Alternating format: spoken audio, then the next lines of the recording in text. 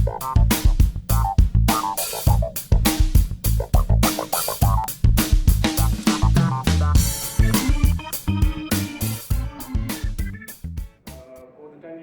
consistently noticed that the bulk investors and institutional buyers, they almost always attain higher capital gains compared to an average property buyer. And how they do it, and just asking them and picking on their brains on some of the tips they use while investing, we have gained a little bit of insight into it, which I want to pass on to everybody who chooses a single property or multiple units. There's no reason why you cannot compete and gain the similar price gains as institutional buyers and bulk investors. In our experience, in Dubai property in particular, but I think that stands for all properties all across the world, is then bulk buyers, they usually on average attain about 15 to 25% capital gains on their investments. Whereas the normal property investors, our usual price gains in a steady market are between 5 to 7%. So this difference of almost 3 times that institutional and bulk investor enjoys is because of certain tips and points they use while choosing an investment. And there's no reason, whether you're buying a single unit or a house for yourself, you can also use those tips, and hopefully it will help you to gain similar price gains on your property as well on a yearly basis. Now you might argue that bulk buyers, they have discounts. When they buy in bulk, they obviously get discounts. So obviously those discounts at the starting price gives them more leeway to have higher capital gains. But again, through our experience, we know that the discount on the first initial bulk buy are hardly ever more than 5 to 10%. But still, the difference between the capital gains at the end of the year between an average property investor and a bulk buyer supersedes that by quite a lot. So what are they doing that we can't do that and maximize our capital gains as well? Before coming to those points, we would ask, I would go and ask bulk investors and institutional buyers how they feel about buying property in general, and what is their perspective on real estate in general. This is not particular to Dubai, but general perspective of buying into real estate, because they have options. If you're an institutional buyer of real estate, you have options to invest into venture capital, into hedge funds, all sorts of stock options, government bonds. You have private bankers continuously coming to you and suggesting options to you, and those have a higher promise of capital gains. So why do they come and invest in real estate constantly?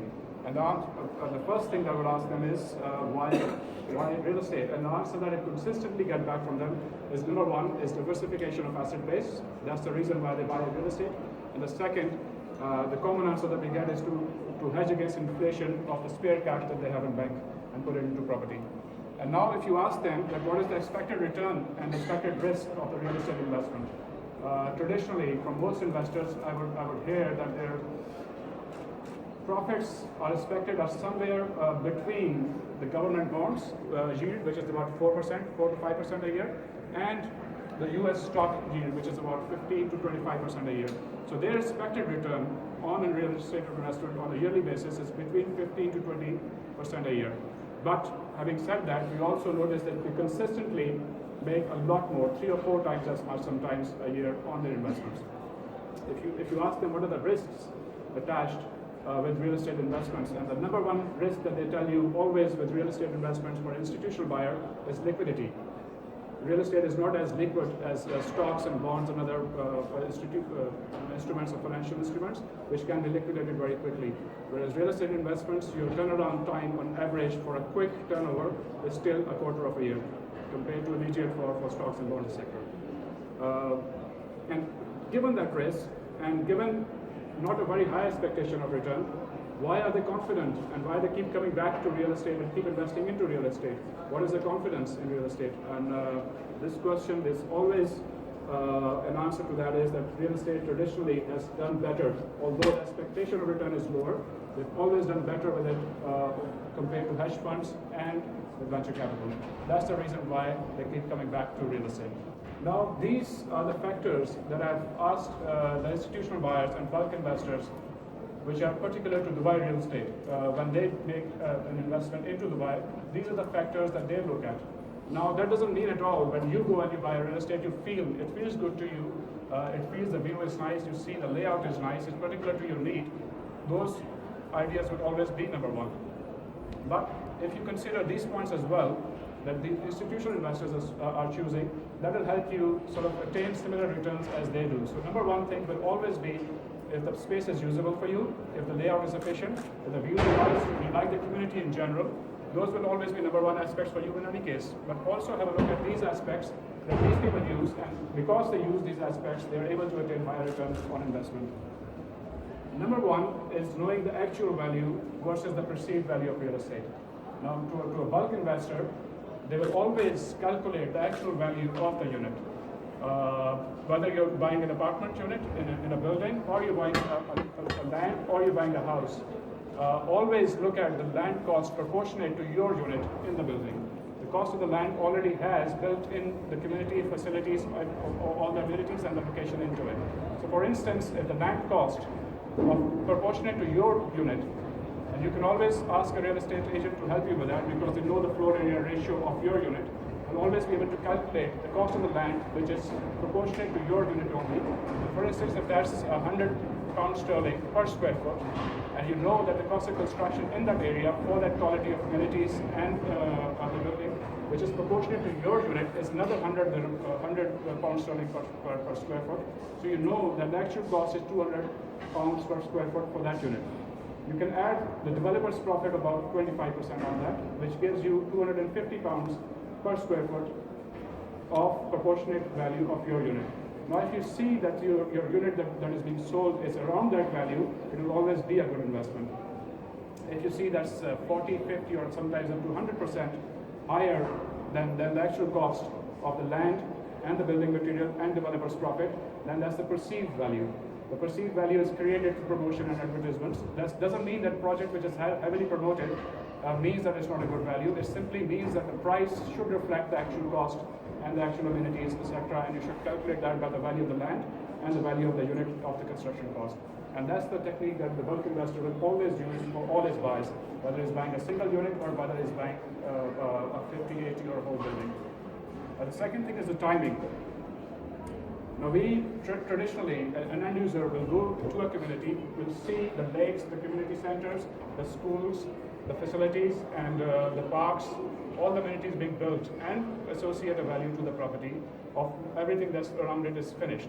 Whereas the bulk investor will go at a planning, not at a planning phase, but at the construction phase of the amenities.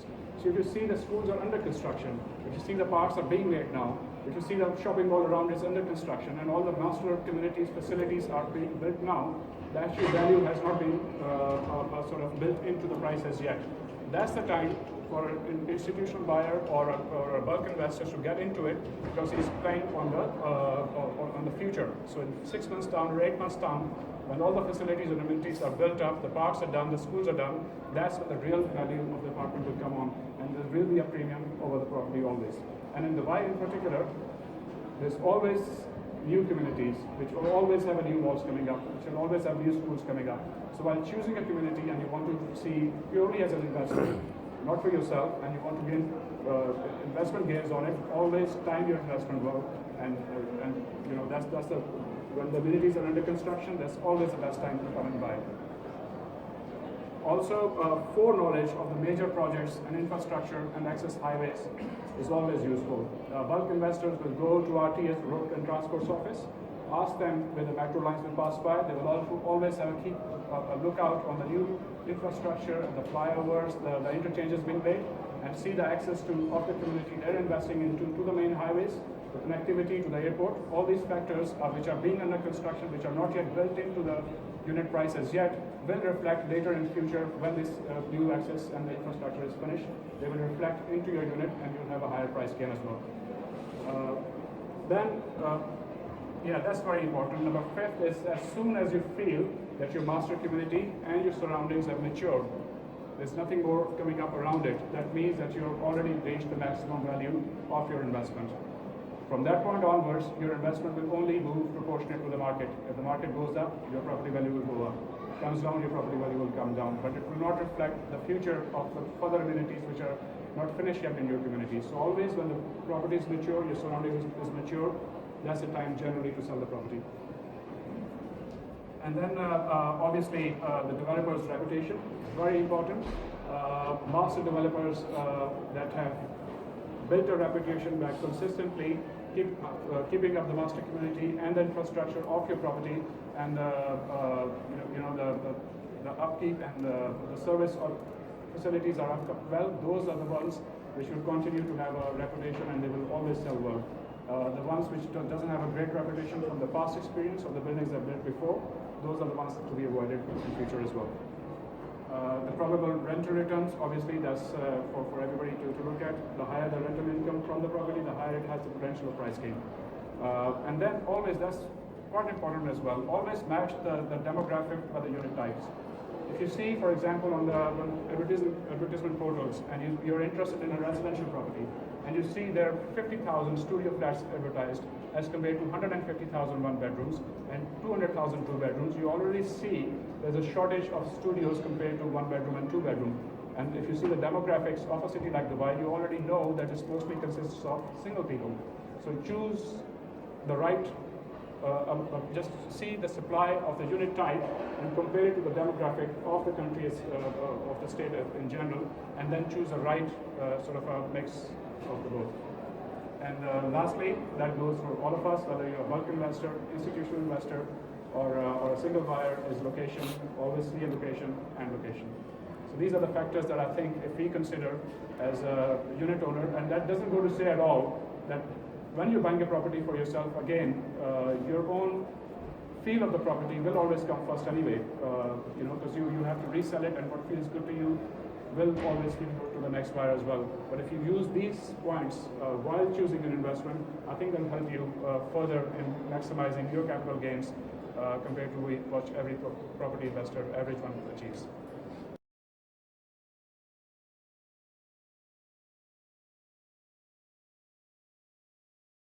Like Dubai has a liberal immigration, so there are always people coming in.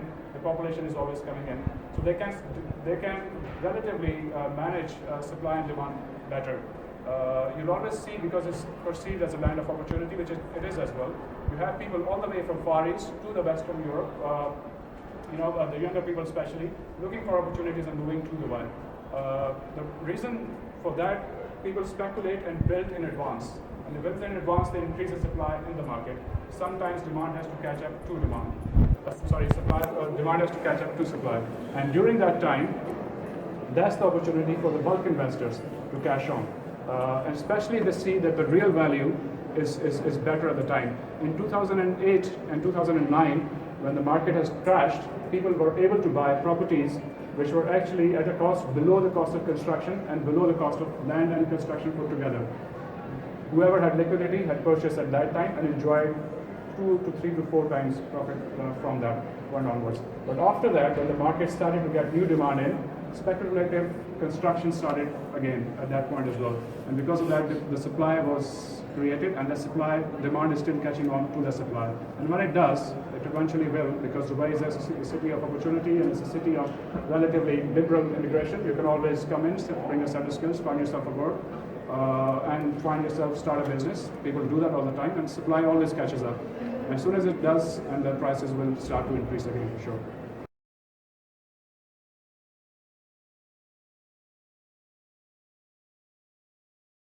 Yeah, the key locations are standard for each city in the world. Is always a center, whether it's London, whether it's New York, whether it's Dubai. What's that? Has matured. What about those who are in the process of maturing? That's what I was coming to. That Dubai is slightly different in terms of Dubai is relatively new, and it's not a city which has grown organically through demand. It's a city which has grown on in advance, and the supply of the people have caught up later. And it's also a city where the communities are built as whole. So downtown, for example, is one community which has its own shopping mall, its own schools, its own amenities, its own transport system. And further off, like literally 20-30 kilometers off it, is Dubai Marina, which is a complete city in itself as well. Similarly, there are sections built all across. The prime location, when you're choosing a real estate, you're right, all of the mature investments, which are along the Sheikh Zayed Road, which already have, which are never more than 3 to 4 to 5 kilometers from the sea. Plus, people like access to the beaches. which are never too far from the community centers like shopping malls, and which have connectivity through the main highway, Sheikh Zayed Road, and through the metro stations as well. But those are mature investments. Because they're mature, they'll always be in demand. You will always have a chance to shortlist as them. But if you're looking for price gains, you should look at communities which are upcoming as well. And those run mostly along the newly built highway, which is Al-Qail Road, and Mohammed bin Zayed Road, which was previously called Emirates Road. Dubai Sports City is one of them. Silicon Oasis is one of them. Motor City, those areas which are newly built have a better potential for price gains. They're not mature yet.